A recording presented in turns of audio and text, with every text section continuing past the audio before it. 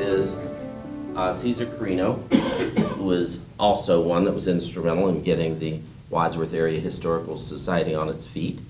He will be kind of moderating tonight's program, and you'll be nudging them along to make sure that you're learning everything that you want to know about the Wadsworth Airport and its history.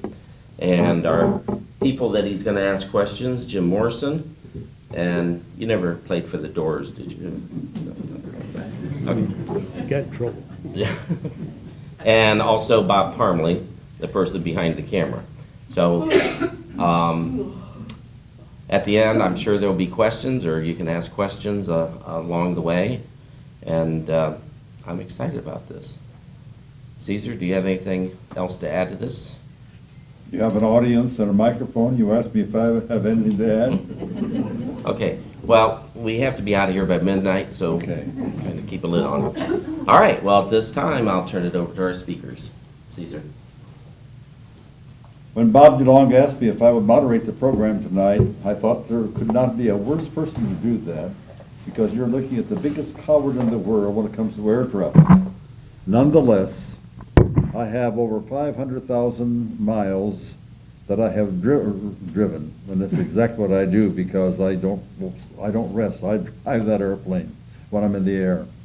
But the nice thing about this assignment tonight was that I get to sit next to the two people who probably have had more opportunities to show what Wadsworth's airport can do, has done, and will continue to do than almost anybody else in Wadsworth. And my good friend over here, Bob Parmley, who does everything. He runs cameras, he draws pictures, he takes pictures. What else do you do, Bob? Well, that's about it. I'm retired now. You know. I'm retired, yeah. I'm sure you are. And then Jim Morrison, very staid and serious type of person. We won't get any chuckles.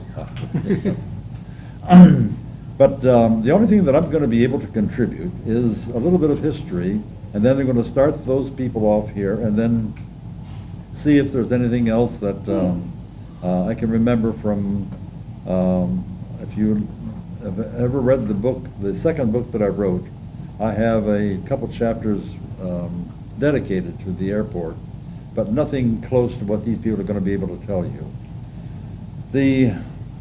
Of course, the air travel in Ohio and in the world probably began in 1903 with the Wright brothers. How many of you worked at the mast shop at any time? Well, I did too.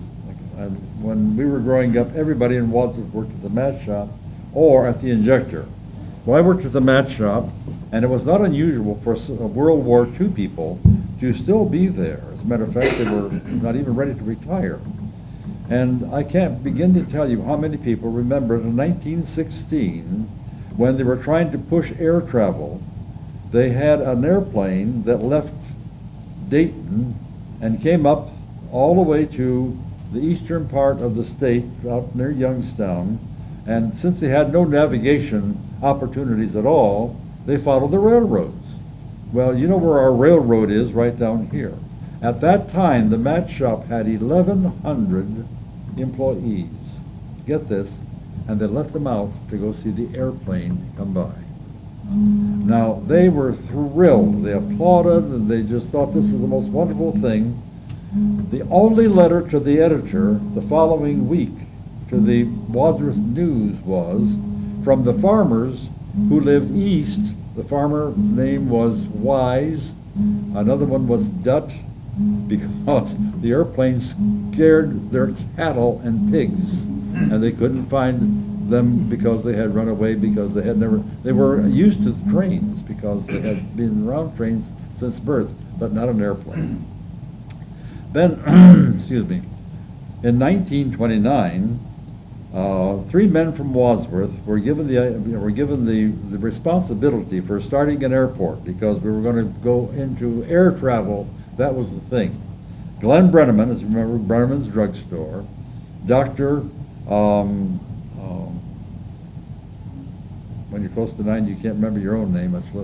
Baldwin. Yeah, Baldwin. Dr. Baldwin, Dr. Homer Baldwin, and Curry, who had a variety of businesses downtown, were in the Rotary Club, and the Rotary Club said to these people, start an airport. That was in the summer of 1929. On October 29th of 1929, we all know what happened. It was called the Great Depression, or the banks went bust at that time. So it never got off the ground. No, that was not a pun. That's a pun. Okay. It never got off the ground. However, that's when we were going to start. However, at Barberton, or in Sherman, they had a 160 acres that was dedicated. It was nice and flat, and they had an airport over there that later became Ling Field. And there are a lot of things that these two gentlemen are going to be talking about. And for the time being, so I've talked too long about what they're going to be talking about, so I'm going to say right now, Jim Morrison, would you be so kind at this point to tell us about your first experiences right after I tell about my first experience? My first experience occurred in August of 1954, when Dr. Nevin Kloss and Dan Wilsine purchased a used bulldozer to start making a runway down at the present airport. They went 300 feet and the bulldozer died. My brother Henry had Carino ignition at the time and was a good mechanic, and they called him on a Sunday afternoon to come up to repair the bulldozer. And he did. And as soon as he repaired it, Dr. Kloss got on the bulldozer again and started digging. That was the first shovelful, as it were, that started the airport. Take it from there, Jim. Okay, well, I didn't write a book or anything, but I thought I'd write down everything I knew about the airport. It only took a page and a half, but, and I put it in 3 different sections. One was acquiring land, the other is making improvements, and the other is the association. And when you started talking about Dr. Klotz, well, I started in 1954 too, with Dr. Klotz. Dr. Klotz was a town physician, surgeon, very well known, and a pilot. And he had an airplane, and he had it over at Ling Field in Sherman. And there were no other airports around the area that were public. Sherman wasn't a public airport either. In '54, several people from Wadsworth decided maybe we need an airport someplace in Wadsworth. There were private airports in Medina, Valley City, Brunswick, Lodi, but no public airports except Akron Municipal. Well, anyhow, Dr. Klotz, along with a few others from Rittman and Wadsworth, were looking for a site. At the same time, the City of Wadsworth was building a new sewage treatment plant. And the sewage plant is where you see it today, and the sewer runs from Rittman Road straight down to the sewage plant. Well, the farmer didn't want to sell him an easement. He said, if you want it, buy my farm. So the city bought his farm. Now, his farm was a 300-foot wide strip, which amounts to our first runway, really. Anyhow, the city bought that. And immediately, Dr. Klotz and the group went up to see the city hall, and they said, hey, look, we'd like to lease this bumpy sod area right alongside the sewer line for use as an airport. And city council agreed to them. Said, but we'll have to rezone it. Okay. The zoning people, they had a big hearing on whether or not they could rezone for an airport. And they turned them down. They didn't want no airport in Wadsworth, Ohio. The airplanes flying low, crashing into houses. You know, they didn't want that. They turned it down. So Dr. Klotz and a few other of the local fellows that were with them, they took it to court. And they won. And the zoning commission lost control of trying to rezone the airport because it already belonged to the city. Interesting. So this was the start of the airport, 1954. So what do we have? We have a bumpy field that's alongside of a sewer.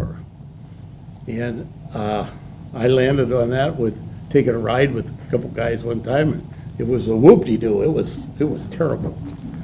And I don't know where to go next, but anyhow, I would just say how we improved from that little east-west runway, which stopped. At one end, there was a ditch. It's not the same ditch you see now, but it's a ditch that's a little bit east of where Weber Drive is now. And that was one end, and the other end was clear up near Rittman Road. We had 3,100-foot runway. And that was in, Well, initially though, Jim, Yeah. it wasn't that long. no, it wasn't No. quite that long, right, that's No. true. That's true, it wasn't that long. But, well, here, okay, I made a chronographic thing here. In 55, the east-west runway was marked out, and they began to use it, and it was ugly, okay? At the same time, they were building I-71, 76. or I-76 and 71, but S.J. Groves Right. was a big contractor from Pittsburgh, and S.J. Groves had an airplane, and he would fly in here to Wadsworth on this bumpy side field, land his twin-engine airplane, and get in a pickup truck with his men and go out and look at his jobs. And he and Dr. Klotz get their heads together, and Doc says, boy, we could sure stand some grading of this runway to make it smooth enough to live with. So S.J. Groves, a big contractor, he says, well, you know, we drive our machines back from down by Mansfield all the way back to Pittsburgh. In those days, they drove the pans, Laterno Westinghouse electric pans, right on the road. They just get out of the road and go. Well, he said, we'll drop them off at Wadsworth and show you fellas how to run them. So they did. One Friday morning, they dropped off 2 Laterno pans, earth-moving pans, and a big pusher and a grader. And of course, we all looked at that stuff, boy, that'd be cool. And Doc Klotz learned how to run it. I learned how to run one. Danny Weltsey learned how to run one. There's Was a bunch Carl of us Schofter, learned there was a bunch of us starting out, and we all learned how to run these machines, and he taught us, okay. So, we set some stakes to make a nice level east-west runway, and started running the machines. And Sally will tell me, it was tedious at home. I didn't come home for lunch, didn't come home for supper. It got dark, and we're still trying to run the machines, and I'm not communicating, no cell phones, you know. I was in a little bit of trouble for not going home at supper time. And so anyhow, we got it graded out, and they came back on Monday morning to pick up their machines and looked at our job, and they said, maybe we'll stay a couple hours more and kind of dress up what you guys have already done. So they had some real operators jump on the real machines, and they dressed it up a little bit. Okay, now we have a nice level sod field. Well, a sod field doesn't work when you're building it down a swamp. It gets pretty soaked up most of the time. We were down in the valley. So we decided to stabilize the base. And that was one of the stuff, dozers and things I think you're talking about maybe. But we got some stone out of the Blockers Creek, the creek that still dumps stone down by Weber Road, but we got all the stone and sand out of that stuff, spread it up down the runway, and I was still in college. I was just a junior going to senior. I was taking courses like road building, okay? So we talked about how to stabilize this thing, brainstorm. We used a salt stabilized subbase, but we need lots of salt to do it. So we go down to Morton Salt Company and said, hey, we're fixing this runway up here at Wadsworth, and we could use about, I don't know, 10, 12 big dump truck loads of salt. What are you going to do with it? I said, well, we're going to stabilize the subbase, we're going to plow it into the ground and compact the daylights out of it. So guess what? They gave us the salt. All we had to do was just pay for the trucks to haul it up and dump it. And then we had some farmer friends, and some of our members were farmers, And we took they were harrows really, that they worked the salt into the ground. And the city had a steel roller. And the city engineer at the time was Frank Randall. And he was one of our founders of our airport. And he said, well, the city's got this thing. You guys can run it all you want down there. It's just compact the runway. So we compacted that runway 8 hours a day for a couple of weeks till we got it really hard. And that particular runway is still like that. It's never been dug up. It don't have cracks in it or anything.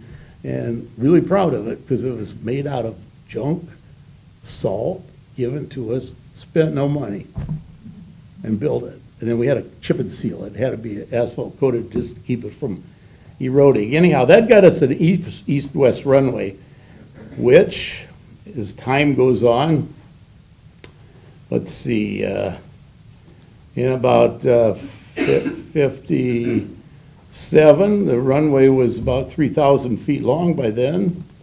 In 1967, and we were all using it. I learned to fly there, Bob learned to fly there, that was our airport. It was east-west runway. There was no Route 57. Then there was an opportunity to put Route 57. The state wanted to build a new highway. They had two routes. They could have gone to the base of Acme Hill, which is about half a mile west of the airport, and run it up there, or they could run it right up through our runway. And so the city government at that time said, forget the airport, we want that highway in close to town. And I'm saying, well, that's not right. We put a lot of work in that runway. And one of our members was named Jim Foreman. He happened to be an attorney, a county prosecutor, and he had a nice beach bonanza. And so we said, hey, this isn't right. They can't do this to us. So what happened was we had some quick meetings with the state and the city. And the city wanted to keep the highway in close to town. And the state highway department knew that they shouldn't be cutting our runway off. They really knew that. They didn't know what to do about it, actually. And we learned to know the men that ran the highway department. Norm Crabtree ran the aviation division. He was the governor's pilot. And he was also from Ripon. And he was also from Ripon. Oh, and a quick story, the governor had a DC-3, and we had the east-west runway, and it was the nicest airport around. It was the only public airport around. Everything else was a private field somewhere.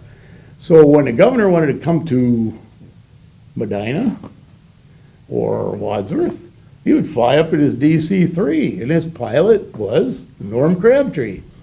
The two of them, I know that's not very efficient use of government money to have just two guys fly the whole DC-3 up here from Columbus. That's how they did it. So he flew up, one day he comes in with a DC-3, and there's nobody at the airport. I'm down there working around where I later built a hangar, and we had a little clubhouse by that time. So the governor and Norm Crabtree and about four of us sat around there waiting for the state patrolman to come pick him up to haul in Medina, because he had to have a meeting. So I learned to know Governor Rhodes for about an hour, and he was telling farm stories and all kinds of stuff. Yeah, very interesting guy. Anyhow, that kind of paid off, because all of a sudden we've got the state's going to build a highway and kill our airport. What do we do now? Well, we designed a new runway that would go north, east, southwest, that would parallel Route 57 roughly. And the city at the time had bought some extra land that they wanted to use for water supply, so the city owned the land. So we designed a runway there and said to the state, hey, we could build this runway northeast, southwest, replace what we've got, but we don't have any money. Okay. So anyhow, one thing led to another, and Well, Governor one of the things, Governor Rhodes decided that every county in the state of Ohio would have An airport. an yeah. airport, a paved runway airport. And that's true today. Almost every county has taken advantage of the plan the governor made back then, looked forward and built these runways out in all the rural counties. Anyhow, it became I learned a little about politics at the time, and I'm just an engineer, a surveyor guy, you know. But all of a sudden, I've had this meeting with the governor, just shooting a breeze with him. I knew him. And we had a fellow here in town named Neuenschwander, who was our development director for Wadsworth. Right. And he later went to work for the governor. Well, anyhow, all those things are politics, and they were really well worked. But the grant had to go to the Medina County. Okay. So then what do? Well, at the time, City of Wadsworth had their own county commissioner, Joe Neath.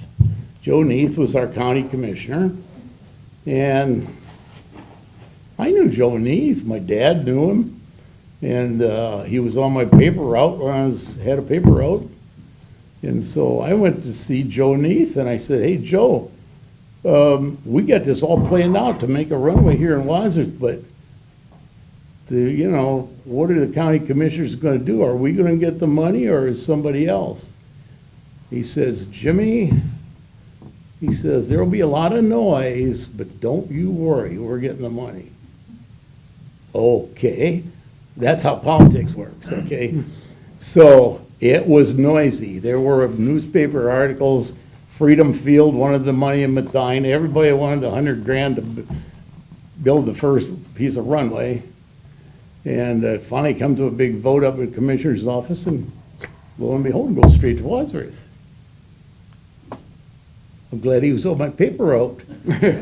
Anyhow, that's kind of how that worked, and we took those dollars, built a northeast-southwest runway. Later on, we got additional grants through damages. The highway department paid us a bunch of damage money, another $67,000 to help finish the runway. And so we were able to put in the runway you see now. It hasn't changed at all. The only thing that's changed on it's been resurfaced a few years ago, and that's about it. But that runway got built back in, 67, 68. At the same time that was happening, the whole area you see around Seville Road, Weber Drive, the whole industrial park was kind of up for sale, and it was owned by a developer.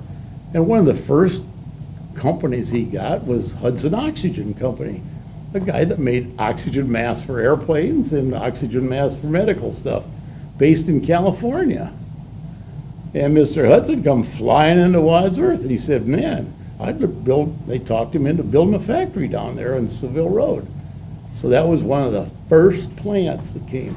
And since then, almost all the industry you see down in the Seville Road, Weber Drive area was somehow initiated because of the airport. Either the guy that had the company had a plane, or his company wanted quick access to the airport, or something. So the airport has been extremely quiet, but important to the development of that whole industrial complex down there. Anyhow, that was all happening in 68, 69.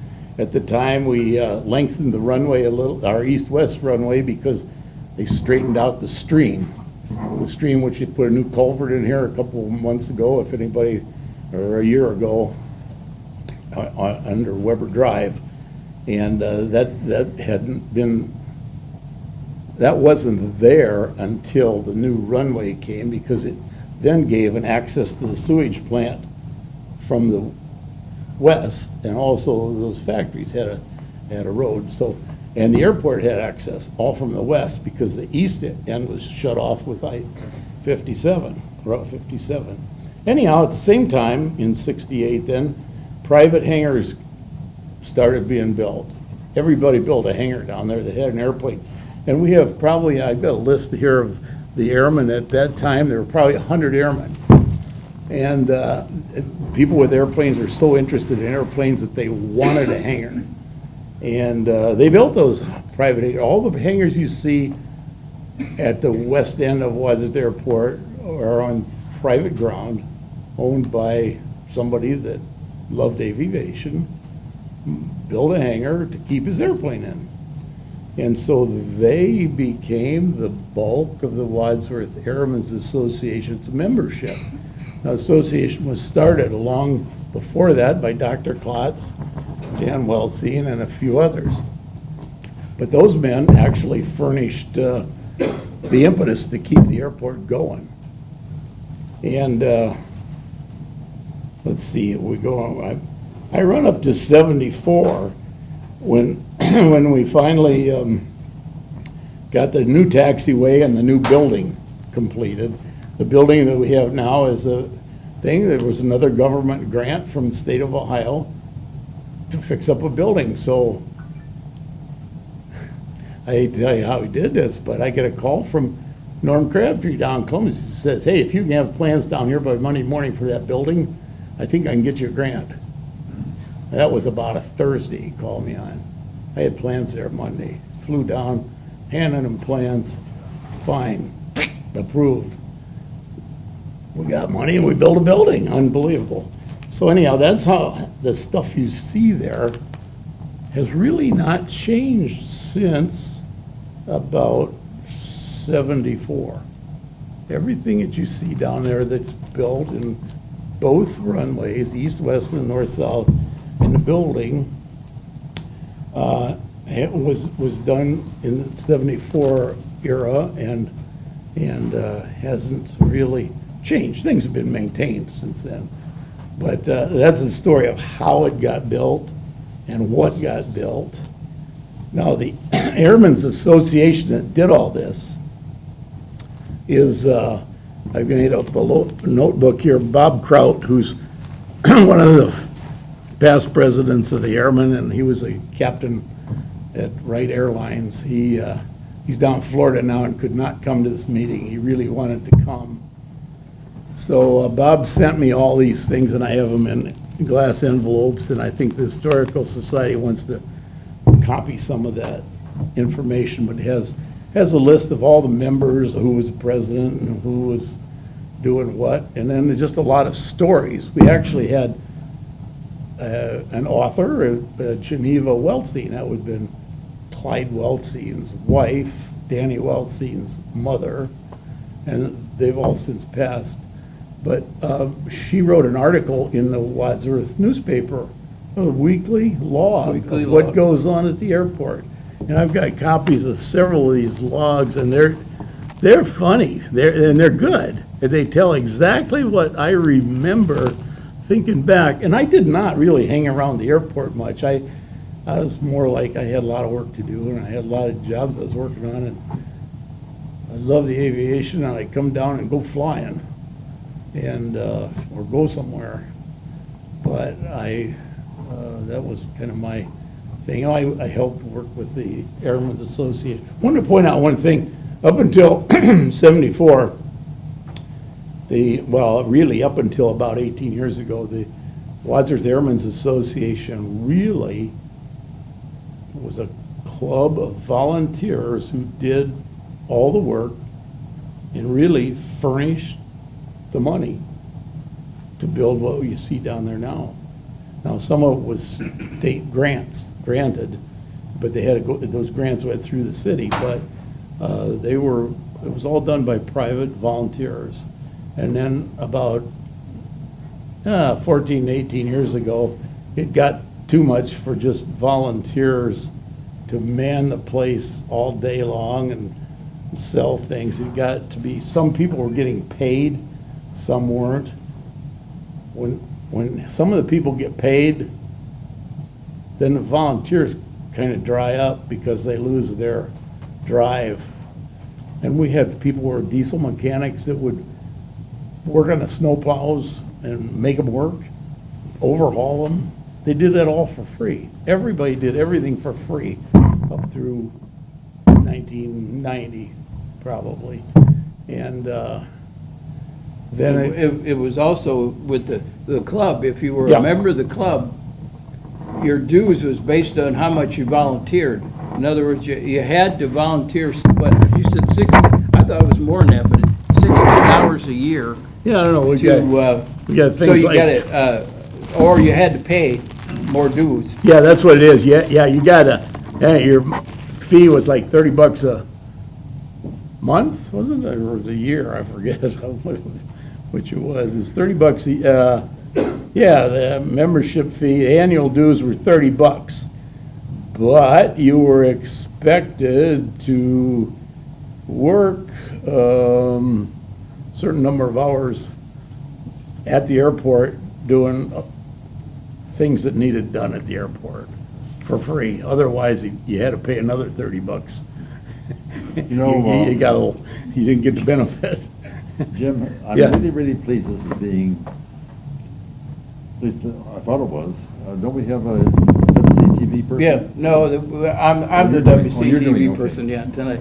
Because these are the kinds of things that were not in any of the books. I did the research on the airport. None of this was written down. And now Jim has told you. And you know, as you were sitting here, I was thinking to myself, Bob, your family has been in Wadsworth, what, at least 100 some odd years? Yes. How many? I don't know, but my great-grandfather had the buggy shop down. Right. Transportation from buggies to airplanes, correct? Correct. Buggies to airplanes, and trucking, Trucking company, yeah, H.J. Hall. H.J. Hall, the relationship there, was it Harry's, or? He was my Jerry's? grandfather. He was your grandfather, right, and so forth. Now, Jim has to be one of the greatest people that ever walked the face of the earth, because what you hear is what he's thinking, and what he's thinking here. I've never heard Jim ever equivocate on anything, I mean at all, right? Matter of fact, We all tell stories on bad days, you know, when you can't fly and everybody's sitting around the airport and it's raining. We may enhance some of the facts a little bit, you know, we tell stories. but they're good enhancements, that's wonderful.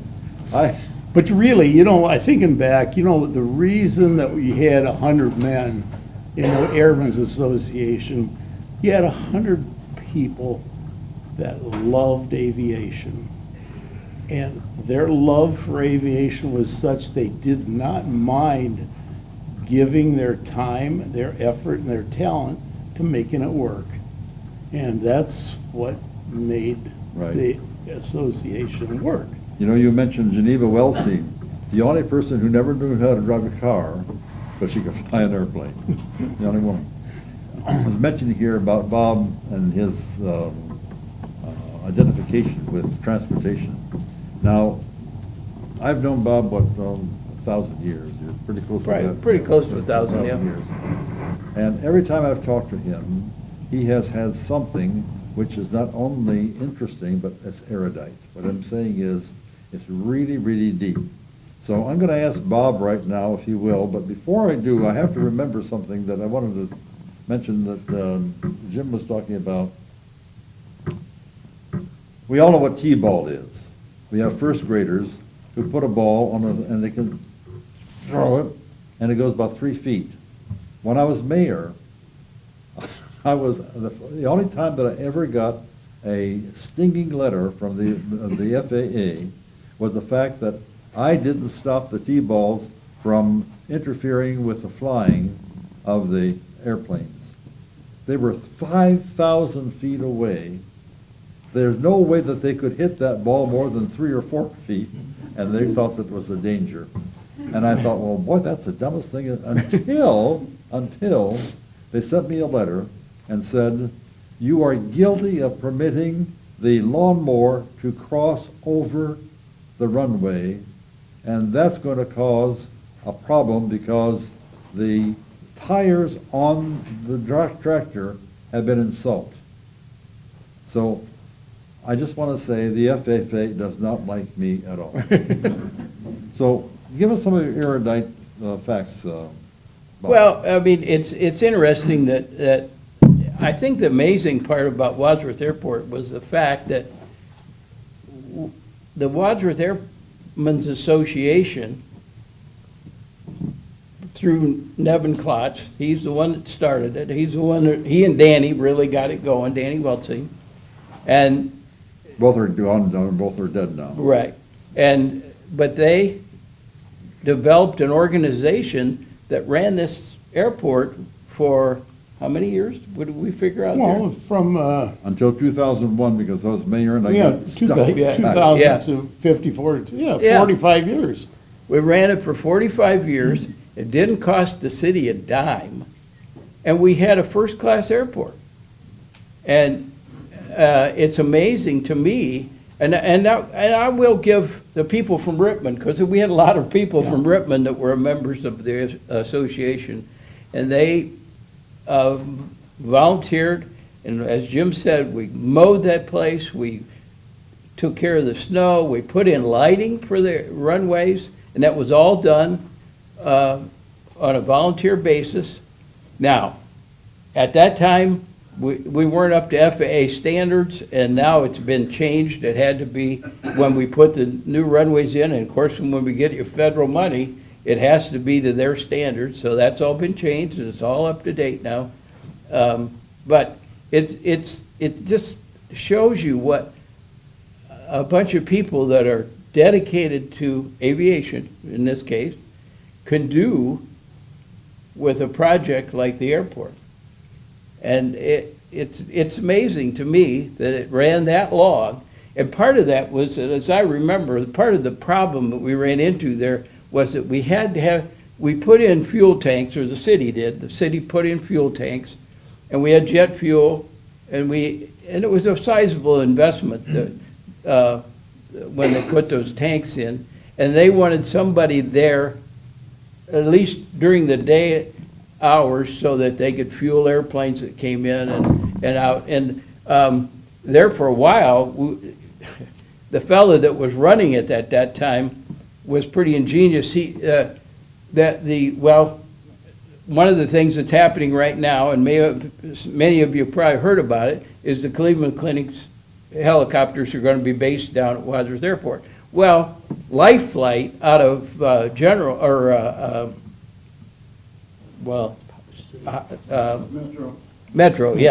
General out of Cleveland.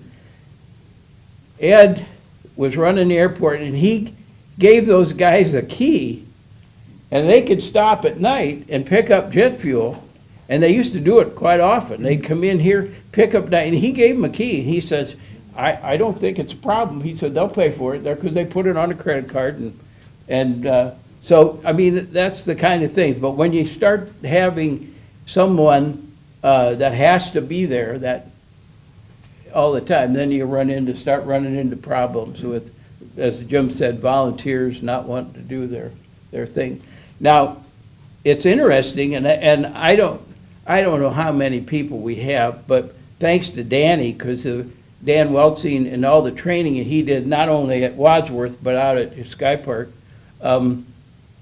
Myself, I learned to fly here at Wadsworth. I went to Embry-Riddle down in Florida, that's Aviation University down there, and I got my commercial ticket, and I made my living at this till I retired. I flew for a corporation out of Cleveland, and very fortunate. It was a great company. And we have, well, I know there's 4 or 5 people that live around town that are doing that now, still doing that. They got their start at Wadsworth Airport. There's, and unfortunately, Alan Trent, who was, we lost him during the Vietnam War. Alan got his training here at Wadsworth, and we lost him during the Vietnam War. But it would be interesting to know just how many pilots got their start that are flying commercially. Mike Foreman. It's our astronaut. Yeah, well, yeah. Well, see, he got it from his dad. I mean, his dad had the airplane, and that's what got him started in the interest in aviation, and then he carried on with that. But it's just amazing how many people have gone on to take up aviation as a career, and it's an interesting place, and it continues to be. Unfortunately, it's the general aviation is down right now. It's not as thriving as it was back in the 60s and 70s. Part of that's because of fuel pricing and things like that, but Yeah, it's $4.99 a gallon now for aviation fuel, and when I was learning to fly the J3 Cub off of the sod strip when it first started, I think it was 65 cents a gallon maybe. Anyhow, we had a J3 Cub that 10 of us bought together. We each put in $100. We paid $1,000 for this little yellow airplane, and we charged ourselves $4 an hour to fly it, including the fuel.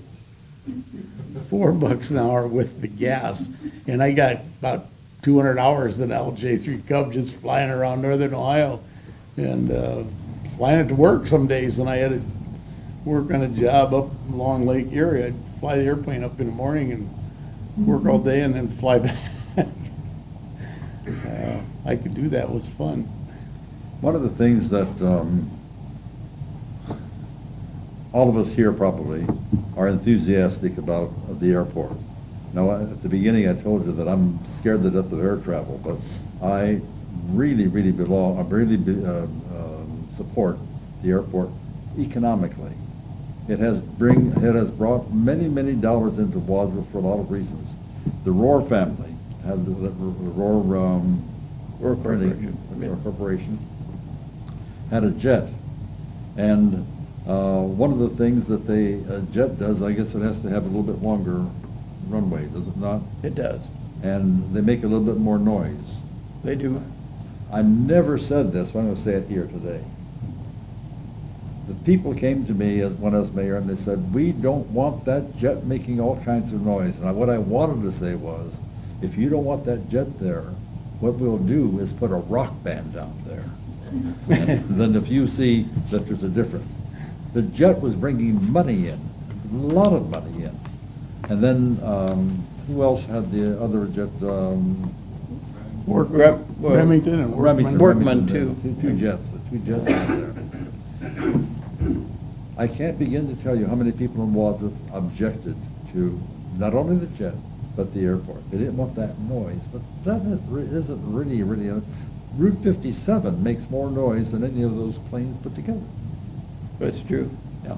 And of course, we had this just this year, and I don't know how many of you were down there, but the balloon event that we had earlier this year,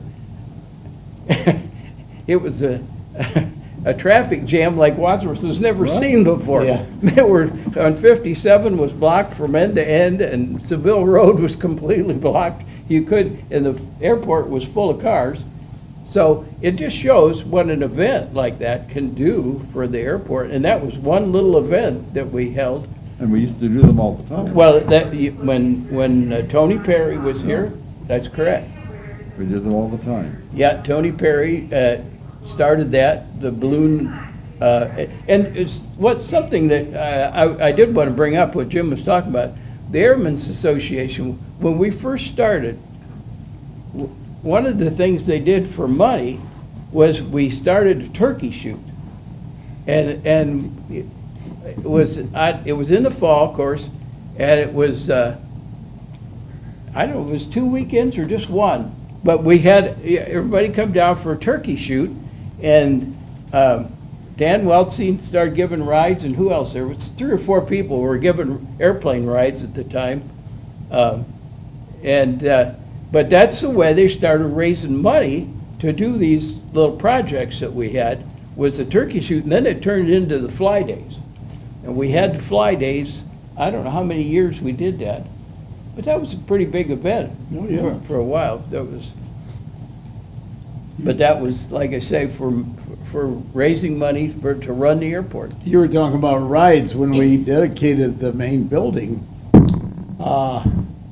we had two people which were very interesting people. One was the governor came up to dedicate the building, and another was Bob Kuchera, who was an aerial photogrammetrist, who had managed to take a picture at the time. Now, this is before digital cameras. He took a single 30 by 30 picture of entire Wadsworth Township and City from 40-some thousand feet straight over the middle of Wadsworth.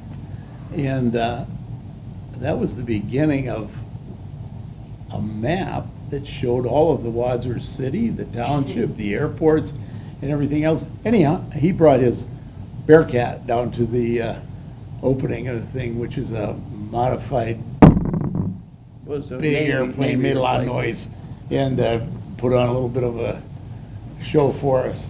But what I want to say was, the governor came up to dedicate the building. So what does the governor do? He tells his pilots, he says, any kids that want to ride, take them. So he passed out suckers to the kids, and all the kids that were down at the airport, they all pile on this DC-3, and they sail around Wadsworth and Rippman and come back and get another load of kids.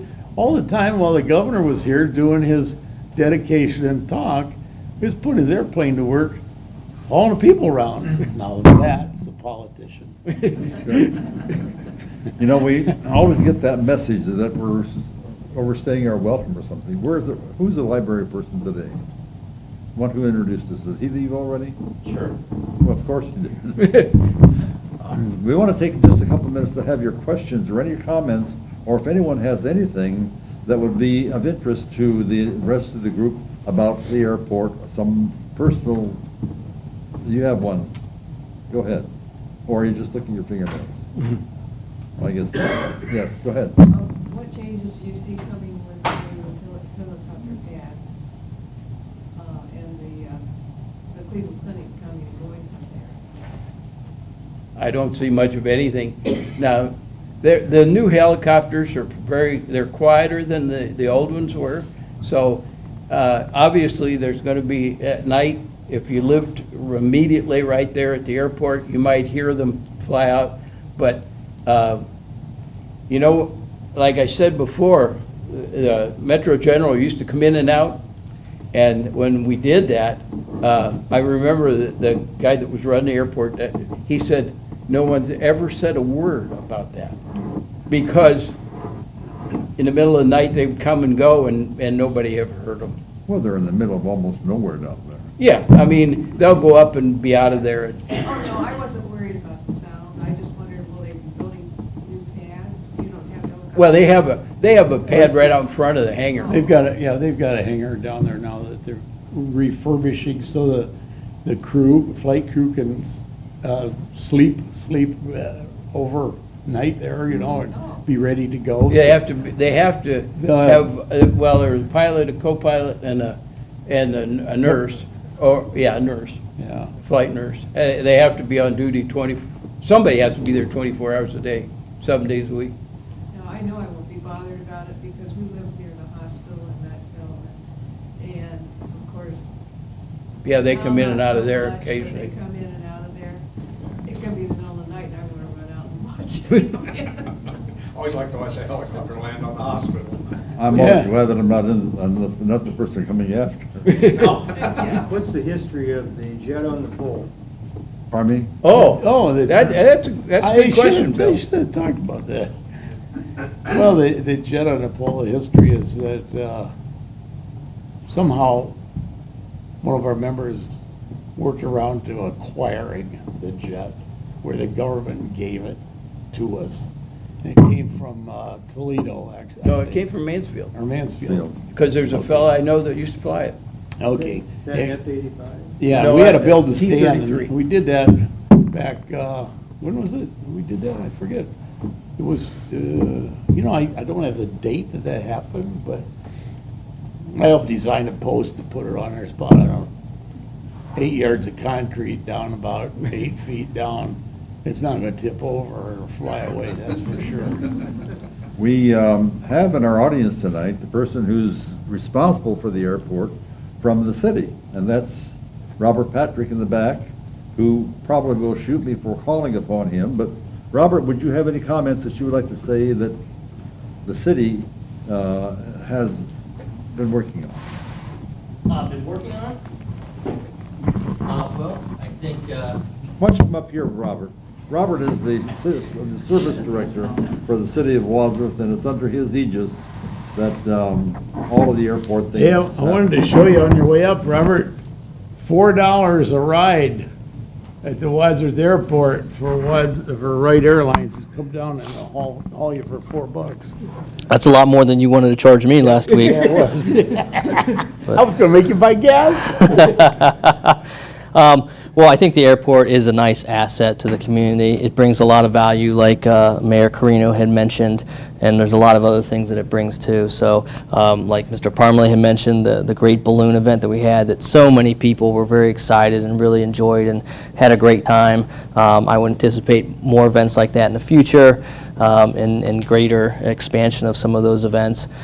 We have been emphasizing some more improvements into the facility. As of late, as Mr. Morrison said, 2 years ago, we were fortunate to get a nice big grant from the FAA and from ODOT, and so we kicked in for the city share, and we spent about $1 million combined to resurface that runway to bring that up to the standard it should. And we're looking at some other grant opportunities for the east-west runway, and there's been a long-term master plan to do some redevelopment down there, and so we're working on how that should progress. But I think overall it is a nice facility, and it does bring a lot of value. So we appreciate all the dedicated folks like you see here and many others that really are committed to the airport and seeing it be a success. So when are you signing up for lessons? Well, maybe I'll get a free ride, and we'll see how it goes. Free ride to start with. Yeah. Let's hope. Robert, thank you very much. That's good news. The airport does have some problems in terms of logistics and things of this nature, but they go through Robert, and I don't know how he does it, but you never hear about them. Now, whether he goes home and cries, I don't know. But I do know that there are some problems that arise. For instance, cost of jet fuel, having to negotiate that, and all of the regulations. The regulations are absolutely horrendous in some of these, some of the FAA regulations, but they have to go through him. And we're grateful, Robert, that you're supporting and that the city is supporting the airport. What happened with the thoughts of extending the north-south runway? I'll let Jim answer What that. happened to Repeat Well, the that was question in the for. paper a Yeah. few years Well, back. you know, Repeat we've the gone question, through several Jim. studies. Repeat. It seems like in order, okay, the question is about extension of the north-south runway, basically to allow a little heavier jets to land, give them a little more length to land. My little Cessna, don't need that Is it over a much. mile, isn't it? Usually, if I land right, I don't. Yeah, well, it's only 3,500 feet now, but it'd be nice if it were like 5,000 feet long. It'd be perfect. About a mile. All those things now, we're under the federal control, essentially. The federal government has to bless a master plan every time we had a master plan done, and they did a bunch of earthwork, all kinds of environmental studies to make it work, and then they dropped funding on it, and the environmental studies times ran out. So you have to keep doing this over and over and over and study it until you build something. And it's really frustrating for people who like to do things. But that's how government works. There's not much we can really Is that do still on the about. planning? Yeah, it's still, yeah, I think our current master plan is, well, see, the one I printed on the front there is a 2005 one. That's the ultimate master plan that stretches out 5,500 feet, goes clear down towards Eastern Road. But that one has been, that's by the way now. That was actually replacing the north-south as it is right now. Yes, changing the angle a little bit. Yeah. Yeah, that included, also with that plan included new hangars and new spaces for those in the new administration building. And, you know, that was put together about 10 years ago, and funding cycles were a little different then. You know, we had the Great Recession shortly after that, and a lot of that money, the federal monies, have kind of went by the wayside when there's other priorities now. So it looks like the funding for something like that isn't going to be available to us, at least for the near future. Estimates for a new airport like that are around $20 to $25 million, and so that would be heavily funded by the FAA, but then there'd also be a heavy a percentage of city share for that too.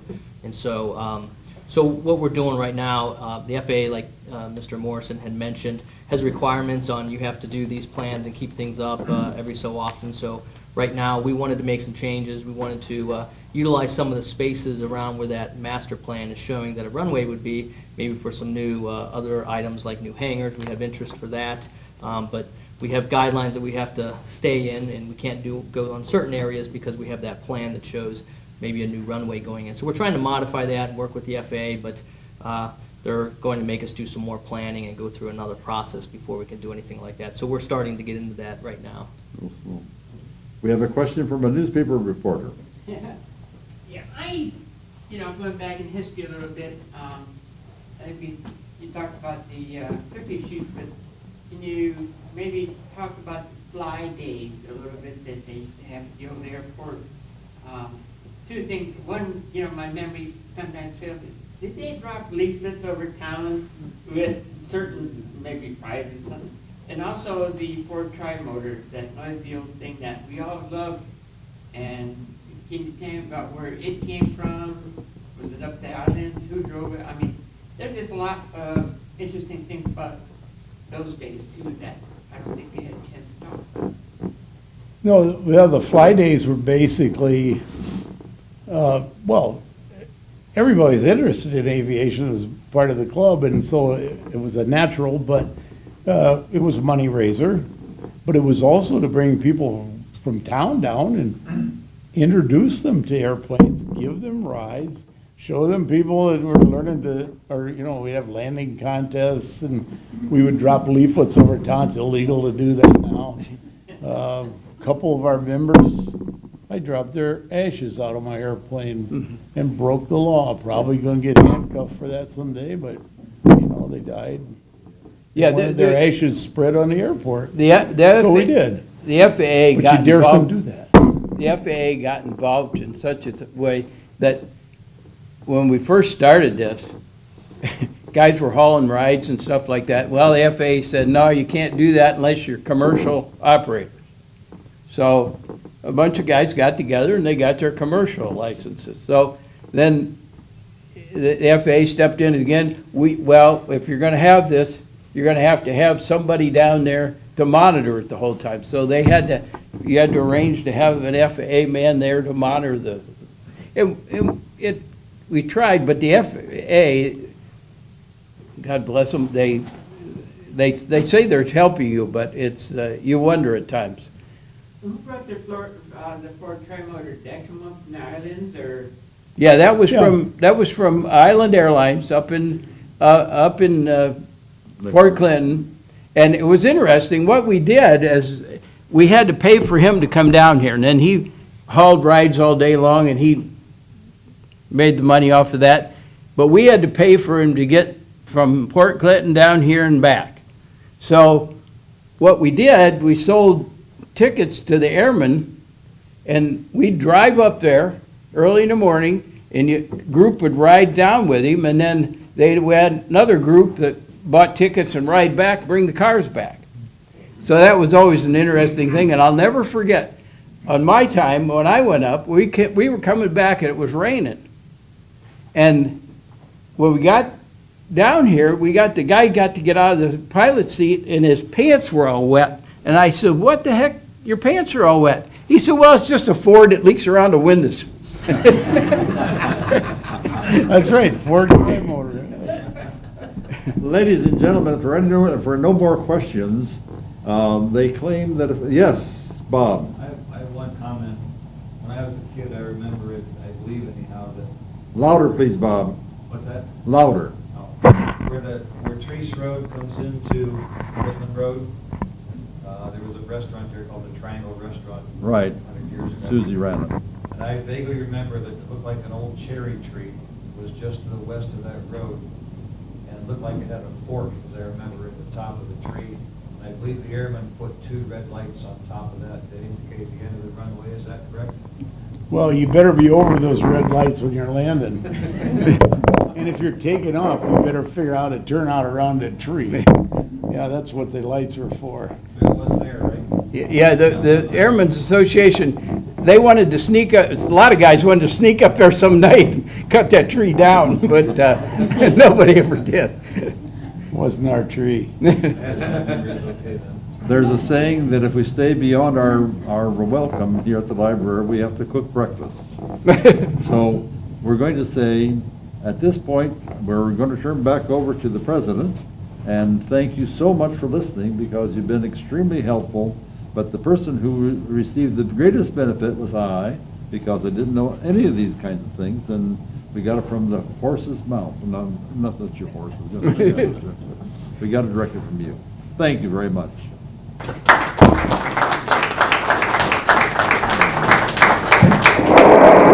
Okay, I think Mr. Heller is still here, and again, if you're interested in signing up or signing a raffle ticket, he wants to give out 3 free airplane rides. So raise your hand if you have not filled out a ticket yet, because otherwise this is going to be quite an event. Are you sure? Come on. Those hands up. The one thing I do remember growing up is running around after those goofy flyers that were dropped out of the airplanes. And if you found one with a signature on it, then you got a free airplane ride. So everybody was going through and picking them up, and it was kind of like the best thing to have the most flyers but I don't know how that would happen today if you happen to be able to do that, because we were running out in the streets and through backyards and over the neighbor's dog trying to get those flyers. And if I remember correctly, one of the football games we had with Orville, one of those airmen took some type of flyers and dropped them over the city of Orville, something about the football game and the competition that was coming up, and they got into a lot of trouble for littering. So I don't remember the details. So you're going to have Caesar or somebody draw those out? Yep. So real quick, my name's Chad Hauer. I'm the current airport manager. We also run a flight school down there.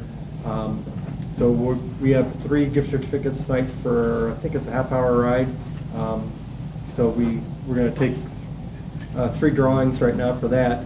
But I just want to tell everybody to encourage their children, grandchildren, great-grandchildren, neighbors, anybody that's interested in aviation to come down to the airport. For people under 17 years old, we can almost always arrange a free ride for them through the Experimental Aircraft Association. Likewise, we'd be more than happy to teach anybody how to fly or anything like that, or at least just come down and hang out and watch airplanes. And don't you have a simulator down at the... Yep, we do. We have an airplane simulator in the ad building that we can do some training in. Can kind of get people kind of an idea of what it's like in the airplane. You know, every Saturday there's a group of people that fly out for breakfast, and you know, almost guaranteed if a little kid shows up and his mom or dad, you know, is willing, that we could probably find a ride for that kid that morning. Or at least they can watch the planes take off. And so most important thing is to get the younger people out to the airport. Being one of the younger people in the room tonight, that's the way it is kind of at the airport. So we want to make sure we try to get people, younger people, a start in aviation. So with that, Mr. Carino, pull 3 tickets out of here. One at a time? You can pull them out one at a time.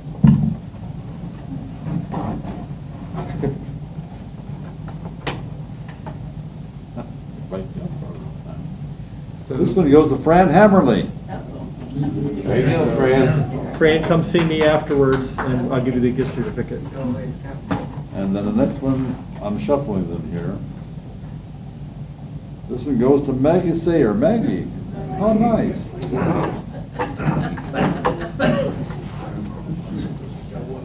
And this one goes to Bill Wilson.